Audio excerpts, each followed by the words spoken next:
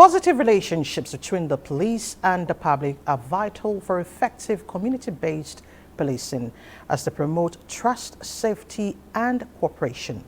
These relationships depend on officers demonstrating professionalism, transparency, and fairness in their procedures. Have we been able to build this relationship effectively? Caller Talent, Chairman, Metro Area Command for Police Community Relation Committee, will speak to us. Mr. Caller, thank you so much for joining us on Insights. Thank you, Lizzie. Thank you very much. A pleasure to be here. Thank you so much. Now let's begin. What factors most influence public trust in the police? Okay, first, the police is a national institution, Okay. and they are majorly in charge of public safety and security. And then for any good citizen, you must believe in the institution that the federal government has created to cater for the mandates that they have been given. So that first must be the first factor that must, inform the public trust. All right. So why do some communities trust the police less than the others? Some communities don't even want to see the police. Okay, so it can be so because, like I always say, the police are our friends, and but in 100%, it's not impossible that you have an experience with a bad egg. Yeah. But surely I can tell you that 99% of the police still do what they should do, and they are friends. And if you have a problem in any community, the only place you can still run to is the police station. It's the police we must still call. If you don't trust the police, who else do you want to trust? So you must learn to trust the police, and that is why the PCRC is there, to bridge the gap between the police and the citizen. And you get to learn a lot of things to trust the police. Okay. So when we talk about misconduct and trust, how can the police force rebuild trust when there's an incident of mistrust or misconduct? So even the police, the institution trains the personnel regularly. And when there are issues or when you observe that there's a misconduct, like you see these days even on social media, once the citizens find misconduct among police, you see that they take pictures or send videos and send it to the relevant authority, and the police are dealt, anyone that is found wanting is dealt with. And today, if we will not lie to ourselves, there is so much less misconduct among the police. And especially the current IGP, give it to him, today this is doing a great job and then trying to revive the entire police formation. And right now, there's a lot of trust that has been built with the police. I don't know if the public will say no at this point, but there's a lot of trust that has been built with the police. I know that because I work with the police in a way.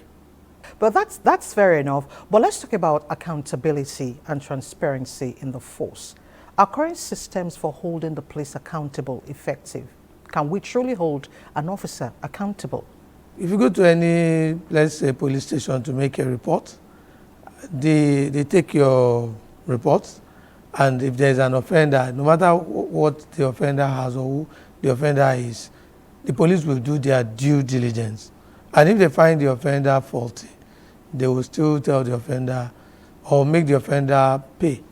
So if there's any situation where you find where there is an offender and it is clear that it is an offender and the case is turned against you, please come to any of the PCRC units and report that, because we hardly see that today. It used to be that in the past, but I think it's a thing of the past now.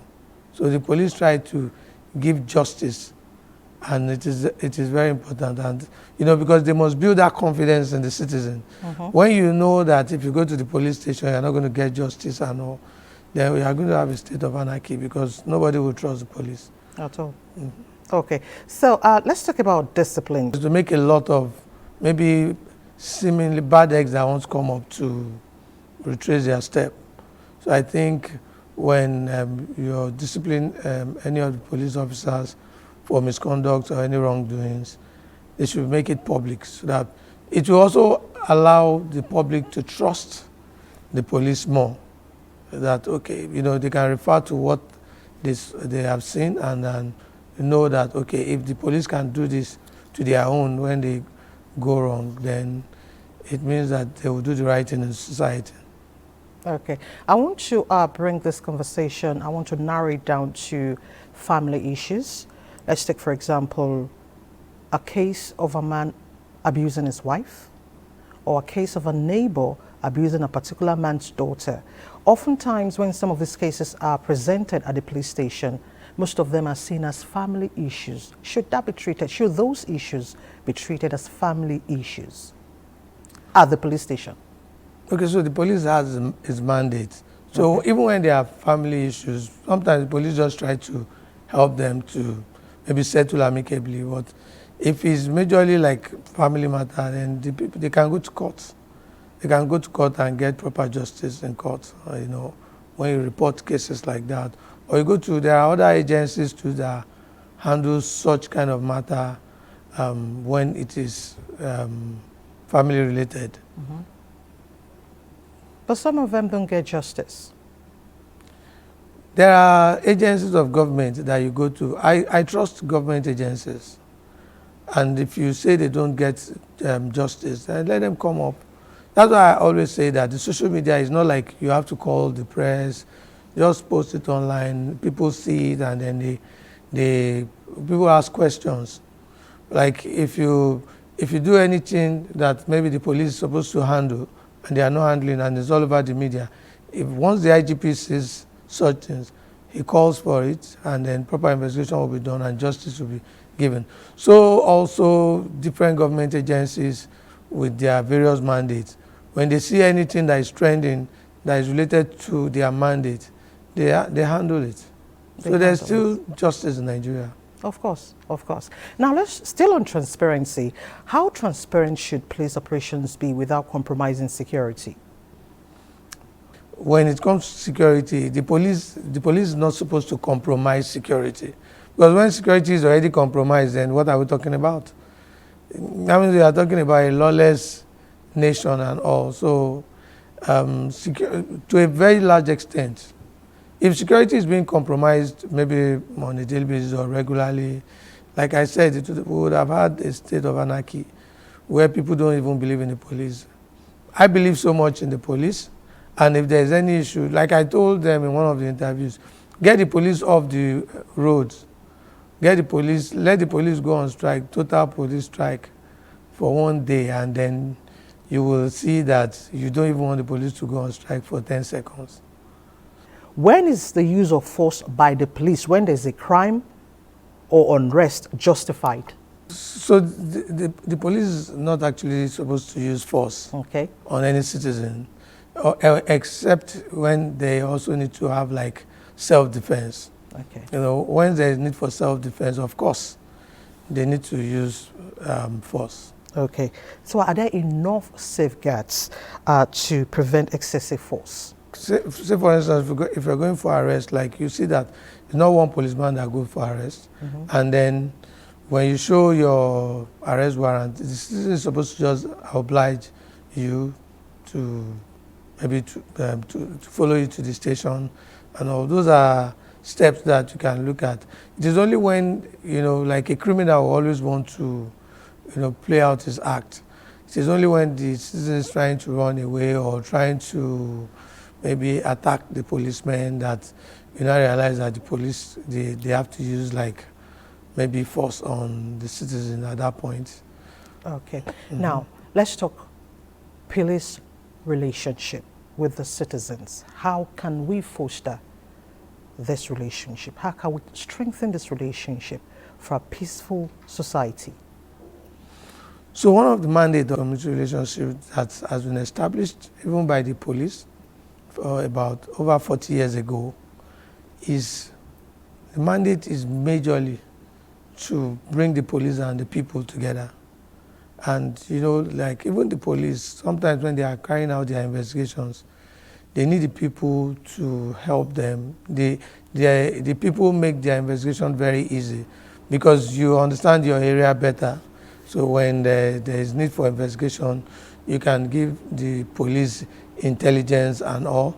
And then when there is that relationship with the community and the people, the trust is even built better.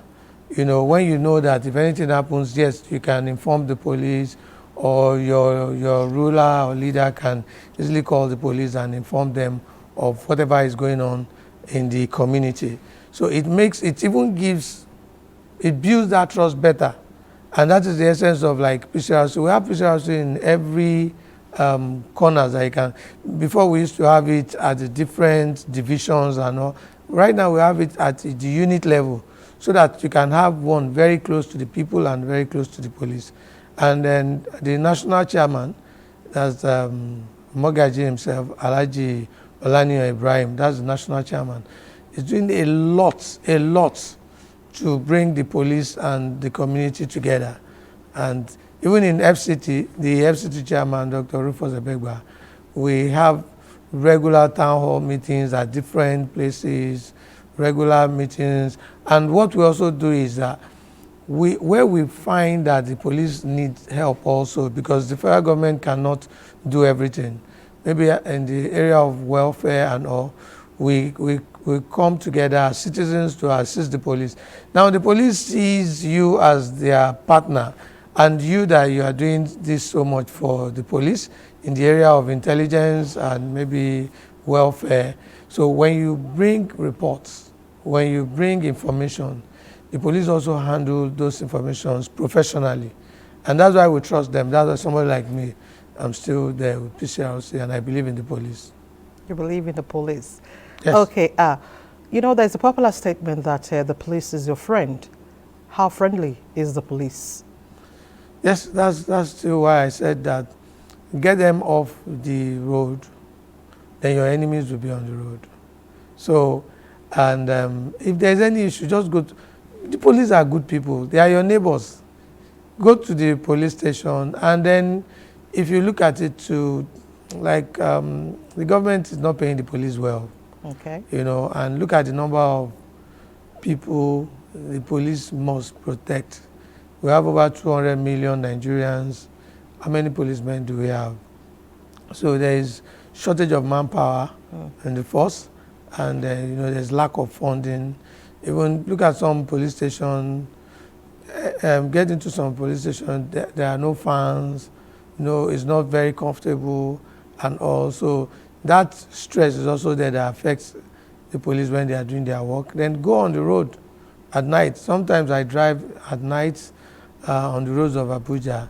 You are just very safe and calm, because you know that at almost every stop the policemen are there, and at least they are just watching to make sure that there is peace and order. There's peace and order. In all of this, in fostering police-citizens relationship, what should be the role of the citizens in ensuring that their outcomes are effective?